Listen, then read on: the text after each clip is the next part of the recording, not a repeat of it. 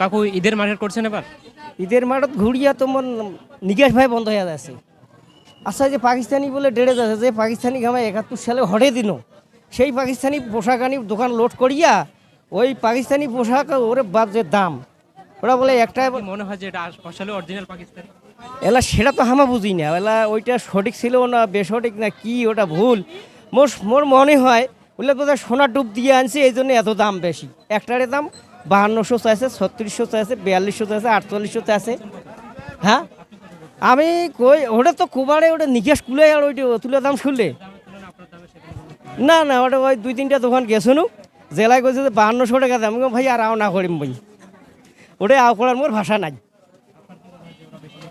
অবশ্যই বেশি। ওটা কি কাপড়, এখানে কাপড় বানাইছে, কয়েকখানা এখানে রং দিছে, আর এখানে কি জড়ি টড়ি হলে কি নাগাইছি, এলিয়ারের দাম কি 5200 টাকা? সোনার বোধহয় ডুব দিয়া মনে হয় গোপনভাবে কোনো সোনার ডুব দেওয়া আছে।